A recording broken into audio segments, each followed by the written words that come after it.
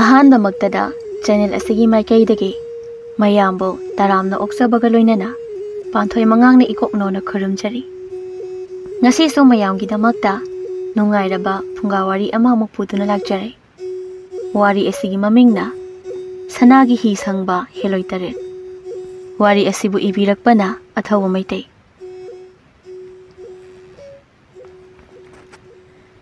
ꯊꯥꯏꯅ ꯃꯇꯝ ꯑꯃꯗ ꯇꯥꯏꯕꯪ ꯃꯤ ꯆꯪꯕ ꯀꯤꯕ ꯃꯐꯝ ꯑꯃ ꯂꯩꯔꯝꯃꯤ꯫ ꯃꯐꯝꯗꯣ ꯀꯔꯣꯡꯈꯥ ꯀꯧꯏ꯫ ꯑꯗꯨꯒ ꯀꯔꯣꯡꯈꯥ ꯍꯥꯏꯔꯤꯕ ꯃꯐꯝꯗꯣ ꯃꯗꯨꯒꯤ ꯅꯣꯡꯄꯣꯛ ꯊꯪꯕꯗ ꯃꯤꯠꯅ ꯌꯦꯡꯕꯒꯤ ꯂꯣꯏꯕ ꯅꯥꯏꯗ꯭ꯔꯕ ꯏꯄꯥꯛ ꯑꯃꯁꯨ ꯂꯩ꯫ ꯑꯗꯨꯒ ꯏꯄꯥꯛ ꯑꯗꯨꯒꯤ ꯋꯥꯡꯃꯗꯅ ꯆꯥꯎꯔꯕ ꯎꯃꯪ ꯑꯃ ꯑꯃꯨꯛ ꯂꯩ꯫ ꯅꯣꯡꯃ ꯂꯝ ꯀꯣꯏꯕ ꯂꯥꯛꯄ ꯃꯤꯑꯣꯏ ꯈꯔ ꯀꯔꯣꯡꯈꯥ ꯂꯝꯒꯤ ꯆꯤꯗꯥꯏ ꯑꯃꯗ ꯂꯝꯎꯛꯅꯕ ꯃꯥꯅ ꯆꯠꯂꯤ꯫ ꯅꯍꯥ ꯑꯃꯅ ꯆꯠꯅ ꯆꯠꯅ ꯃꯁꯥ ꯃꯎ ꯐꯕ ꯅꯍꯥ ꯁꯦꯂꯣꯏꯒꯤ ꯇꯨꯡꯗꯒꯤ ꯑꯁ ꯍꯩꯕꯤ ꯇꯤꯡꯈꯪꯁꯦ ꯃꯥꯏꯗ ꯑꯃꯨꯛ ꯈꯦꯠꯈ꯭ꯔꯦꯅꯦ꯫ ꯅꯍꯥ ꯑꯃꯅ ꯑꯁ ꯀꯔꯤꯅꯣ ꯏꯇꯥꯎ, ꯇꯤꯡꯈꯪꯗꯨ ꯈꯦꯠꯂꯗꯤ ꯃꯇꯣꯝꯗ ꯊꯨꯗꯦꯛꯂꯝꯃꯨ ꯌꯥꯗ꯭ꯔꯣ? ꯑꯩꯒꯤ ꯃꯥꯏꯗ ꯑꯃꯨꯛ ꯊꯥꯗꯣꯛꯂꯝꯃꯤꯁꯤꯕꯣ? ꯑꯩꯒꯤ ꯃꯥꯏꯁꯤꯗ ꯑꯃꯨꯛ ꯇꯤꯡꯈꯪꯗꯨꯅ ꯀꯟꯁꯤꯜꯂꯝꯃꯦꯕ ꯑꯁꯦ꯫ ꯑꯁ ꯅꯥꯕꯅ ꯂꯣꯏꯔꯦ꯫ ꯁꯦꯂꯣꯏꯅ ꯅꯨꯡꯉꯥꯏꯈꯤꯗ꯭ꯔꯦꯗ ꯅꯣꯏ ꯑꯅꯤꯁꯦ꯫ ꯀꯅꯥꯅꯣ ꯉꯁꯥꯏ ꯁꯒꯣꯜ ꯂꯝꯕꯤ ꯂꯩꯇꯦ ꯍꯥꯏꯕꯗꯣ? ꯂꯩꯈꯣꯝ ꯉꯥꯛꯇꯅꯤ ꯁꯒꯣꯜ ꯊꯧꯕ ꯌꯥꯔꯣꯏ ꯍꯥꯏꯕꯗꯣ? ꯅꯤꯄꯥ ꯑꯃꯅ ꯏꯌꯥꯝꯕ, ꯅꯣꯡ ꯆꯨꯗꯕꯒꯤ ꯂꯝꯕꯤꯁꯦ ꯂꯣꯏ ꯀꯪ ꯂꯩꯔꯝꯃꯤ꯫ ꯑꯗꯨꯗꯤ ꯅꯪ ꯑꯩꯈꯣꯏꯒꯤ ꯁꯒꯣꯜꯁꯤꯡꯗꯣ ꯌꯥꯝ ꯊꯨꯅ ꯂꯧꯔꯨꯆꯣ꯫ ꯏꯌꯥꯝꯕ, ꯁꯒꯣꯜꯗꯤ ꯏꯇꯣꯝꯇꯁꯨ ꯅꯠꯇꯅ꯫ ꯍꯦ, ꯑꯩꯅ ꯅꯪꯉꯣꯟꯗ ꯁꯒꯣꯜ ꯂꯧꯕ ꯊꯥꯔꯤꯁꯦ ꯆꯩꯔꯥꯛ ꯄꯤꯔꯤꯕꯅꯤ꯫ ꯑꯁ ꯍꯣꯏ ꯍꯣꯏ, ꯗꯁꯥ ꯍꯥꯏꯗꯨꯅꯤ꯫ ꯃꯊꯪꯗꯤꯕ ꯑꯩ ꯋꯥ ꯑꯝꯇ ꯉꯥꯡꯖꯔꯔꯣꯏ꯫ ꯀꯔꯤꯃꯠꯇ ꯈꯪꯉꯦꯁꯨ ꯍꯥꯏꯔꯔꯣꯏ, ꯈꯪꯗꯦꯁꯨ ꯍꯥꯏꯔꯣꯏ꯫ ꯅꯍꯥꯗꯣ ꯁꯒꯣꯜ ꯂꯧꯕ ꯆꯠꯈ꯭ꯔꯦ꯫ ꯑꯗꯨꯒ ꯁꯦꯂꯣꯏꯒ ꯃꯥꯒ ꯂꯥꯛꯃꯤꯟꯅꯕ ꯅꯍꯥꯁꯤꯡꯗꯨꯒꯗꯣ ꯏꯄꯥꯛꯂꯣꯝꯗ ꯂꯥꯛꯏ꯫ ꯑꯗꯨꯒ ꯏꯄꯥꯛ ꯑꯗꯨꯒꯤ ꯃꯇꯥꯏꯗ ꯄꯨꯟꯅ ꯂꯦꯞꯄꯒ ꯁꯦꯂꯣꯏꯅ ꯑꯃꯨꯖꯥꯎ, ꯂꯝꯇꯥꯛ ꯆꯦꯗꯣ ꯑꯃꯨꯛꯇ ꯄꯤꯔꯛꯑꯣ꯫ ꯂꯝꯇꯥꯛ ꯆꯦ ꯍꯥꯏꯗꯤ ꯀꯔꯤꯅꯣ ꯏꯌꯥꯝꯕ? ꯃꯨꯕ, ꯅꯣꯏꯁꯦ ꯈꯨꯄꯪ ꯑꯃ ꯇꯧꯏꯗ ꯑꯣꯏꯕ꯫ ꯂꯝꯇꯥꯛ ꯆꯦ ꯍꯥꯏꯗꯤ ꯂꯝꯕꯤ ꯑꯃꯗꯤ ꯃꯐꯝ ꯇꯥꯛꯄꯗꯣ ꯂꯝꯇꯥꯛ ꯆꯦ ꯀꯧꯏꯅꯦ꯫ ꯑꯁ ꯏꯌꯥꯝꯕ, ꯑꯩꯈꯣꯏꯁꯤ ꯃꯤꯔꯣꯜ ꯁꯤꯖꯤꯟꯅꯃꯟꯗꯅ ꯏꯔꯣꯜ ꯀꯥꯎꯔꯦ ꯑꯗꯨꯅꯤ꯫ ꯇꯥ ꯂꯦꯝꯕꯒꯤ ꯈꯥꯎꯗꯤ ꯌꯥꯎꯈꯤꯕꯅꯤ꯫ ꯂꯦꯝꯕꯅ ꯏꯇꯥꯎ, ꯑꯩꯒꯤ ꯈꯥꯎꯗꯤ ꯌꯥꯎꯔꯤ꯫ ꯏꯇꯥꯎ, ꯂꯝꯇꯥꯛ ꯆꯦꯁꯤꯗ ꯑꯃꯨꯛꯇ ꯍꯛꯆꯥꯡꯗꯣ ꯂꯩꯁꯤꯟꯕꯤꯔꯛꯑꯣ꯫ ꯑꯗꯨꯒ ꯐꯝꯂꯒ ꯄꯨꯟꯅ ꯑꯃꯨꯛꯇ ꯌꯦꯡꯁꯤ꯫ ꯃꯣꯏ ꯑꯅꯤꯗꯨ ꯐꯝꯂꯒ ꯂꯦꯝꯕꯅ ꯑꯩꯈꯣꯏꯅ ꯂꯩꯔꯤꯕ ꯃꯐꯝꯁꯤꯒꯤ ꯃꯄꯥꯗꯅꯤ ꯁꯅꯥ ꯌꯥꯎꯕ ꯍꯤ ꯂꯨꯞꯈꯤꯕꯗꯣ꯫ ꯏꯇꯥꯎ, ꯑꯋꯣꯏꯒꯤ ꯃꯐꯝꯁꯤꯗꯕꯨ ꯍꯤꯕꯨ ꯂꯨꯞꯂꯝꯒꯗ꯭ꯔꯅꯦ? ꯌꯦꯡꯕꯗꯗꯤ ꯏꯁꯤꯡꯁꯤ ꯏꯔꯨ ꯂꯨꯔꯗꯅ ꯉꯥ ꯐꯥꯎꯕ ꯂꯩꯔꯝꯒꯗꯧꯕ ꯃꯥꯟꯗꯦ꯫ ꯅꯍꯥ ꯑꯃꯅ ꯏꯌꯥꯝꯕ, ꯍꯤꯗꯣ ꯃꯈꯨꯠ ꯃꯁꯥ ꯌꯥꯝꯅ ꯁꯥꯡꯕ ꯁꯥ ꯑꯃꯅ ꯏꯁꯤꯡꯗꯒꯤ ꯐꯥꯎꯒꯠꯂꯛꯂꯒ ꯏꯁꯤꯡꯗ ꯆꯤꯡꯊꯈꯤꯕꯅꯤ ꯍꯥꯏꯕꯣ꯫ ꯑꯉꯨꯖꯥꯎꯅ ꯑꯁ ꯃꯥꯒꯤ ꯑꯁꯤꯒꯨꯝꯕ ꯑꯣꯏꯔꯣꯏꯗꯕ ꯋꯥꯔꯤꯁꯦ ꯍꯦꯛꯇ ꯍꯧꯗꯣꯔꯦ꯫ ꯑꯁꯦꯡꯕ ꯋꯥꯔꯤꯗꯤ ꯍꯤꯗꯣ ꯆꯍꯤ 2 ꯁꯨꯔꯦ ꯂꯨꯞꯈꯤꯕ꯫ ꯑꯗꯨꯒ ꯍꯤꯗꯣ ꯑꯇꯣꯞꯄ ꯏꯁꯤꯡ ꯃꯅꯨꯡꯗ ꯊꯥꯛꯂꯝꯕ ꯂꯥꯡ ꯑꯃꯗ ꯄꯜꯂꯒ ꯂꯨꯞꯈꯤꯕꯅꯤ꯫ ꯁꯦꯂꯣꯏꯕꯅ ꯉꯥꯏꯈꯣ ꯃꯌꯥꯝ, ꯏꯁꯤꯡ ꯏꯄꯥꯛꯁꯤꯒꯤ ꯋꯥꯡꯃꯗ ꯎꯃꯪ ꯑꯃ ꯂꯩꯔꯤꯕꯁꯤ ꯃꯤ ꯇꯥꯕ ꯖꯥꯠꯂꯥ?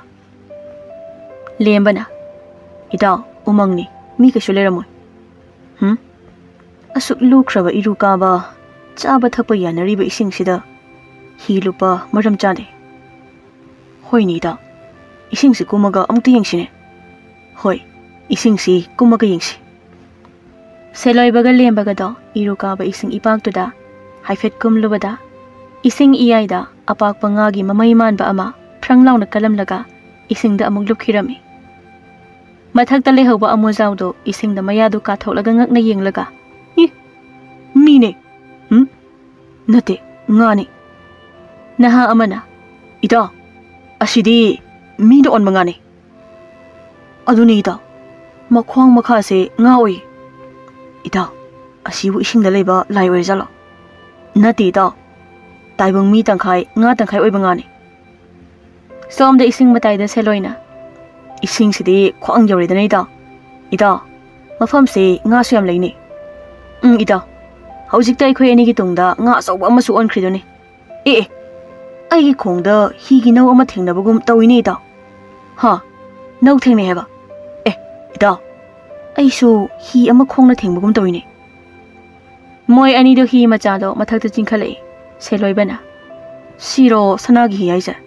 ꯌꯥꯔꯦ, ꯌꯨꯝꯗ ꯍꯜꯂꯁꯤ, ꯀꯥꯟꯅꯗꯕ ꯊꯕꯛ꯫ ꯂꯦꯝꯕꯅ Amuzaugi mapu ipu selungna sanagi hi haido si oira male.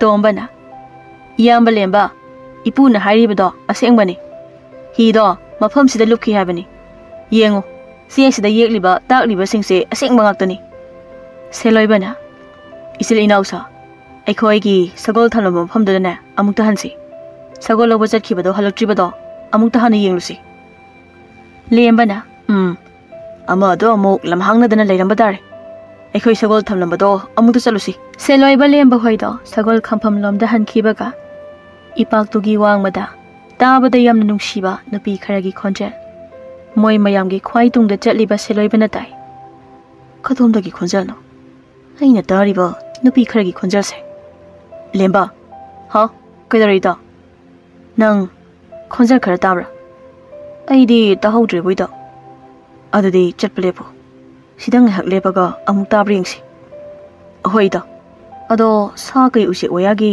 makhol oiramnida nate nupi kharagi khonjal ne moi ani se chakhasano ibani khonjal si tabra amuk tengki se hoi da tasi moi ani donge hak tamina u makhong amada famlaga le adobo ithat uwang magi umangdagi laurakpa nupi singi khonjal do anirak hana takhidre namidangni moi manga taruk to hangoi amamam makrang da chaileng silaga maida yairi lukhoina talemba khongamninge tombana swaida gadi tarokanu ko tu asongi ising leberom da chalo ai yadre lukhoida suktok laga chenkre seloina khongbo hamning la adi akibaga amata phauna da bajane lembana ising leiba hayena ising ipaklom da chenkre ne madi sagol loba chakraga aikhoina chanaba purakpado phana yamladi chathoklamani lukhoida ising ipang mataida makhong hamingai ising ipaki wangmada uriba umanglomda nupi khara urakta noklaga koipai pairaga leiba lukhoina lamna ui lukhoida umangduda munna yenglaga tandan natrani masibo mani ne tandan ajoguni ne tandan amomni ne nate mini ne asidi heloini ne heloini ai heloi ongnare talemba ta seloi heloi ongnare ai heloi ongnare ising ipak wangmada umangi matai amade isingi mataida koi pai duna sanari ba heloi tareto lokhoina yamna lapna koi law lawbodo tarami heloi ahanduna taibang mi amuk laklaba male inausing taibang mi amata ising ipak asida kumhan bayadi karigumba makhoina ising ipak asida leiriba mi tangkhai nga tangkhai oiba nupi asi ukraba makhoina mahakpu soidana hatkiba yai heloi yaimana mani che ising ipak asida leiriba mamal tangba ngaroise malem leimai sidagi soidana mutkiba tare aduga ngaroi asina hek thengkiba pot khudingmak sana hekta onbanina ngaroise taibang mina phaba lakpa soidana oigani heloi ahum subina iche taibang mi asidi aikhoida yengna magi amang base aphaba ising asida chamsinkhre heloi mari subina ise asidi yararoi thinghause ngaroise aikhoigi manakta leiba ngamlaroi mana atopa mafamda chakhrabadi mahak taibang mi natraga isingda leiba atopa sahingjaba sana soidana chakragani heloi manga subina iche aidi masigi amotpa taibang mi se tanba chale masi aina isingdane soidana namsilaga hatlani ngasi heloi taruk subina ising mo sinhanba yade aduna taibang mi ese angakpa phibam amada kihallaga tankidaba yade atombi di che he atombi ise atombi se makhuta mai hawalaga taibang mi tamna pairaga chakre moi taruk to atombi do tanaki somda lukhoida yamkina heloi singsi somda masamana mapi singse phara hairaga ising mathaksida pairaga laklini heloi amadi mai chaga paire ai shwaida lo hawrake ai himarumsida lo hawrake ising manungda nga tangkhai mi tangkhai oiba ngaroido machinbal mana tonda melaga karino ising manungda tawthariklibaसिंगसिदे sidi taibangmigi amangba natra ngaroida lukhoigi amangbado makhutna haidokpada amangbado makhuta thenglami amadi sana ola olaga ising ironungda luthaki ngaroido kibadagi mamaido sasat haidoklaga arapa ising manunggi nakal amada yungna chenki somda ising imai mathaki atiyada heloi tareto mafi marol masam singdo phara phara pairaga lukhoido koithi thiri heloi atombina taibangmi do kadomda chengkhre taibangmi haibaja se hek ubaga hatokadabani adusu magi amangbado mayada namsilaga lukhoido hi marumda yamkina ish heloi singsidi othokna phajarida aidi moi tare se ubada akiba loina mangkhre tho aibu hekta thoklaga apamba ama phawrasira ai sikim andana nupi phangdabani aduga lai thengnerasi phawba kidana chelabadi aidi punsigi nupi phanglarai lukhoido higi matonda kiramba thori ama tapna lauthoklaga moi maya maraksida hekta langsilaga ama pharaga chingtharake masidi ai lukhoina mathakta hongatpado thori do heloi amada panbada thori do mai brang launa hawi is sidi ai sibadare nupi da chokmalasu thawai bangba tare heloi ahana he masigi anam kan mani pase matik thokpa laknaraga hachi inausa ngaroi desu ngahan makhaidi aikhoi lakpada harau harauna nga amagum ising ithat sida sana jabani adubu ngaroi do mafam si thadoktuna chenkhre heloi mayam do nok noktana lukhoi do koishali somda seloina lemba lukhoi do iton phaidar jalo halokdini lakjani aikhoi hangoi ayaba se chatholasi tombana lukhoi do nga ga pharaga laktu jalo hangoi se ahing umsai saina ba thamasira hangoi ni na huina mu jawdana lemba do hangoi do selaga saina magi aron ba wakhal amada hi duma moi da pithokrabasu nga ga miga samjinnaba mi dumadi aina pharaga aina mafam sida sihoba saraba nga nupi duna hi ama thengbada hi aduma pulapna sana onkrabadi achauba mi lising ama tongba chanba hijaw amada mana thengba matamda hijaw do sana onkrabadi is aide sanagi ning thawalidana seroi basto matamda khali hi sidi ubaki hi ni fanglibase aduga amujawgi mapunadi hi do mafam sida sana olaga lei haibasina kamdoba hoida lamtak che sida mafam chapjani yeklaga taklibasibu thiraga lore lemba lukhoi dong tu yengusine sanagi hido mana phangdana leramdana ba mo awai gi hido thengnaramdana ko mana mu thengnaramdana tomba amuja la ising khongwal da sine ida loksase moi mayam do ising ipak lomda lakpada lukhoi do heloi tare tuna ising iyai mathak tuda ihing na hingsana makhut makhong thadatlaga koipai pairamle seloi ba lemba amadi naha ani dudi phibam do ubada angak poikhre amadi amujaw ga tomba ga di ki bana loikhre namit kharani hawkhre seloi ba lemba amadi tomba ga amujaw ga do amujaw gi mapu selongi manakta tumin na lepli selungna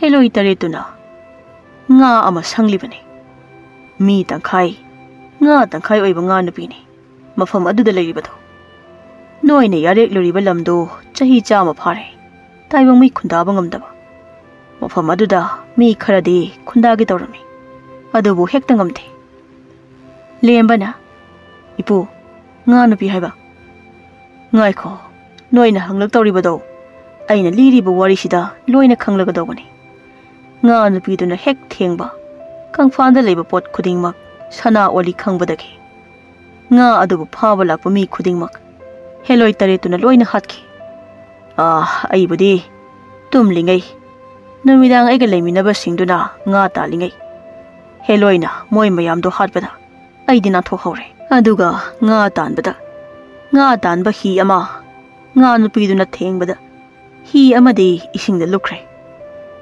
seloibana ipude tummaga lei hairaga kamaina hi do sana onba uriba Hai, asomda mikap mira khol taraga ai adum tumaga leiradro. Adudi ipusu ipuna mikap tholakpada ubani haiyadro. Taning khirada noise oiba. Noibo wari silira no haibro. Ha. Amuzauna. Ipu. Wari do khangna thabak tu jasi. Aduna wari do makha tabiro. Seloi baga lembaga do mga kanomaga amuzauda yengli. Selungna. Heloi sing aduna. Aikhoi gi ngatan basingdo mai kaw kaptana halaba matung. Nga nupiduna so isingda mioi kaya jingtharaga hatki. Lembana. Nga amumduna thengbagai sana loina ole haidani po. Thawai panbadi mana thengbada sana ondeda. Atai budi loina ole. Ado noina thengnariba hidudi mana thenglamlaroi. Aduga sana onkraba hidudi mafamduda soidana leiromgani. Aduna noi hido amuktanga thiruko. Adugi hido ma phanglaba ibo. Ha. Noi bo. Ningthau kaidu ukrabo. Noi ningthau oiradawani ne. Hinghauba noi nungai hau haibanida. Selong na moi marido wahai na thauna hapirami. Moi marido selongi warida hainaugu munkibana lokhoigi wafam ningsingba thokidri. Adubo seloi badi lokhoido mamita uri. Moi marido handakti thauna khare hena laina heloi amadi ngagi nupi leiba mafamduda lagli. Moi mari heloi amadi ngagi nupi leiba ipak mapal yore. Seloi bana. Oh, numitari dana sidi. Isili nausa. Namidang di isingi manakta phawba chalosiko. Hi thibado ayuk thirasi. Namidang se ngasai uraktagi halakpa lamoktu yairaga charasi. Lembana. Hoida. Namidang di kumlosi. Heloi singdo matik maya cheli. Amambane ekhoi chenpham leiroi. Tombana. Ekhoina leiri mafam se haanagi du natro talemba. Mane hani mafam dani. As lukhoi nang tamnaraktana. Ai kalula ona am karuktana ba. Hera sagol mari ekhoina tumaga sangdoisidi maijao amasu tharisini. Amuzauna. Iyamba sagol di but karino khangba natedana. Adu ai di tumoi ko ki. Seloibana. Mayam phagisu tawnari. Ado maise khara kanna tharaga sase amutu yai thoksi. Aidi chaklambana loirabani. Moi marido sadu munna yairaga la amada thamlaga set chetana chaminarami. Aduga tumnarami. Ahing nong yaini lembudu tumlambadagi mamito satlauna pangthori. Ida ai khong yam hamningi. Ai chele. Ta da malini idause. As phi mangba tare. Ai loina sisin batari ba. Lembadu sugotlaga kana chele. As mai kai salaga khangdra da cheli base. Lembada anauba sakta mama olakle. Oh. Ising mapal se yodi yoredana. Aina khalakpada thabak oina pangthokpu yanaba lalong yalage. Thang sima yepsilaba. Sanagi hido ising manungda koi thiraga khangdoklage. Aina ising se lengbada ngagi nupidusu soidana lakani dana inakta. Aduga lisina ngagi nupidu pharaba. Haibadi thawai panbada sokpadi sana ondi hairabanina. Aisu sana di olaroidana. Lembada isingda jom kumthari. Ising imaido trok nomi. Karino masigi ising sidi yam saina. Ningtham thadaba. Karino hoji egi khongda kalambada. Nga natra. Mane. Ngane. Aidi ising se phana lapna kumlakledana. Aduga karigino ising sina thazil kakta yoribasna. Nga mamaisya amuka sukalaini. Maring chali hainade hey. Hainade hey. Hainade habani hey. Hey. Kai nga nun hey. Hainade hey. Hainade habani hey. Ising makana laibadade nga tangkai mi tangkai hairibaduni. Nga nupida ising manungda matomta. He taibang mi oiba. Noina thiba lakliba sanagi hido phangloine. Sanagi hi adudi ita heloi tarena mangda uriba umang asida pukhrabani. Maramde sanagi hi aduna maram oiraga aigi thawai mangba tare haiduna. Aduga taibang mi nahaksu thuna hankro. Karigomba nahaksu ita heloi singna ukhrabadi thawai mangba tare. Aduna nahak thuna nayumda hankro. Nga nupiduna lembada thenglibado lembadi khangde. Lembado ising iya yore. Aduga ngagi nupidunadi lembabu kihenduna thengli. Adubu lembadi akiba phawdre. Sanagi hi thibada. Nga asubu yamna leibajani. Ising sidi ngaksam yore hey. Ising manung sidi. Tawal amadi tawal michaki mangana pungnang lang ledana. Kanade. Ising manungda lupaga hi se hekta thirage. Hai. Lembana ising de hek lupaga ising manungda nga nupidu leirambadada. Lembada khangpre khangna amuk kanna lauraga phawgale. Ish. Kaino jigido. Aibu. Mangla taibungla. Nga nupidu lembagi mangda magogdo tapna likhale. Lembadi kibana loire. Nga nupido. Magi mamaidu su thingale. Aduga ising da phadar kalaga. Magogdo mangak phawli khalaga. Taibang noina thiriba sanagi hido. Ising iyais da leitre. Aduna noi hido thiba laklanu. Karigamba nahakpu ita heloi taret aduna ukhrabadi soidana hatpi khiba tare. Lembadi ngasaidagi nga nupiduda yam ngakna yenglami. Ish. Masak khupajaside. Kari. Sanagi hi sida leite haiba. Aduga nangla. Sana olhalma ngamba nupi haibdo. Mani taibang mi oiba. Ado sanagi hi dudi mangda uriba umang sida. Ise heloi taretuna pukhrabani. Moidi sanado kaidoduba. Moibo manadaga sanaga yanba hibrane. Sanagi hi aduna maram oiraga. Mafam sida taibang mi oiba yamna lakani haibagi. Moina hi do losanbani. Hi do moina lotkibadagi. Haujikti aigi isingsu taibang mi na khoina naibagi chang yamna nemle. Ising iru kare. Hi thiba laklambasingna mafam sida hi thengnadabagi wari sandokhibana. Taibang mi lakpagi chang yamna nemle. Haujik matam kharagi matungdani nakhoina laklibase. Aidi sanagi hi lagulakpa nate. Aidi sanagi hi pamte. Aidi sana olhanba ngamba nang pame. Aina laklibase nang phawani. Kari ai phawa lakpani haiba. Taibang mi nakhoise sungtha thajaba yaba nate. Aina nahakpadi afaba mini khanduna asengba wari se likhibani. Ai lukhrage. Hai nang jengkhino. Masi isingda lukhidorini. Masidi masamsi yalake. He taibang mi nang aigi samse thado. Iche heloi taret. Heloi ga gawini. Ai ko ta siba yorki khuji se sana onkreni. Adudi thangsisu sana olhange. Thangsisu sana onkreni. Ai hakjangda yawriba pot khudingmak sana loina onkreni. He sana da zopa taibang mi. Ngasi haiba namisidagi mafamsida taibang mi amata khongol phawba taba ngamdabu ayunoi.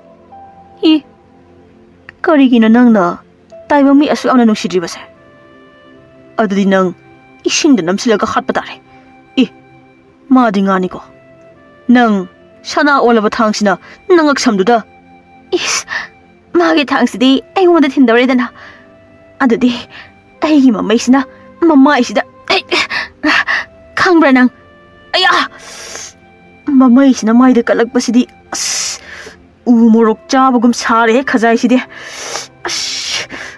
Adudi aina namaisi hana thangsina. Magi thangsina aigi imaida lamaga ihalakpada. Isai gupse loina segaire. Iche aiwa mukta kanbiyo. Isingse ingakta ngaikre. Karigina cheno hoi. Karigina cheno. Nang si haloge tawbani. Adu ai sido erabadi nang oina halpana fai. Kana lege aiwa mukta kanbiyo. Iche tare ai taibang mi na hatawre. Aiwa mukta kanbiyo. Nache singdo haujik goro na khoklaga tumni nangbo. Aduna nang kanbadi nang sirakan. Hayeng amuk nganta ising mathakta nga asibadawna ngawrok ngawna longdaw tawraga leirakan lakani ne. Aduna nache singdo lakchingei aigi sanagi thangsina nabukta ai lembana thangdo nga napidada thingi hek tawbaga seloibana lembagi mananganda thang asangba amana. Khangbra nang wakal adug amna thianba malem sida mahut sinba ngamdana lehawragadaba posak amabu nangi apamba amagidamakta mamal leitana manghanba yabra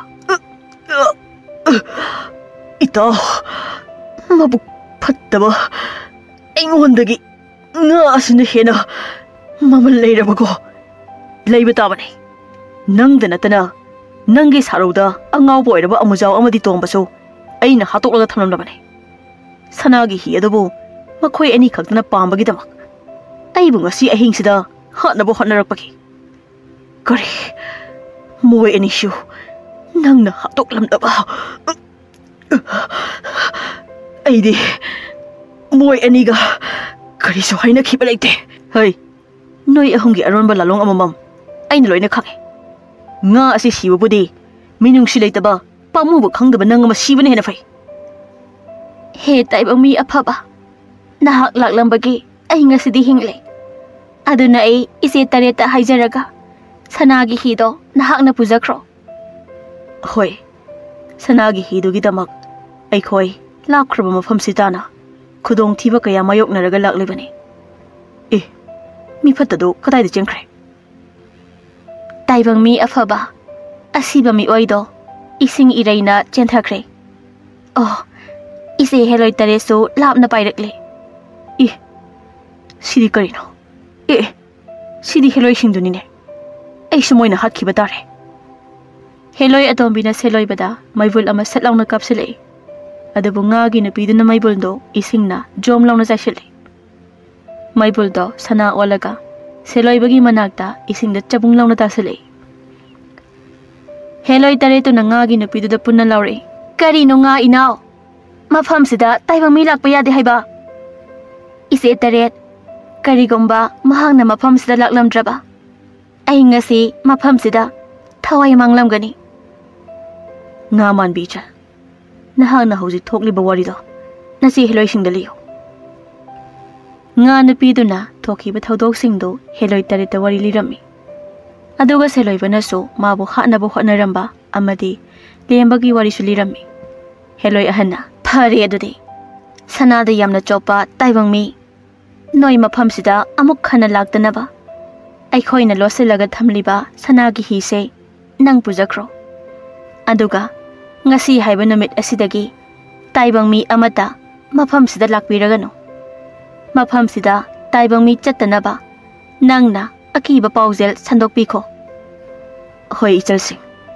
mafam si malemda khwaidagi khudongthiba mafam amani haina taibang mi khudimak tanaba ai paujel sandokhrage adadi ichalsing sanada chopa ainido aduna aigi sanagi hido bibiro hido holaga iyumai kai pangjakhrage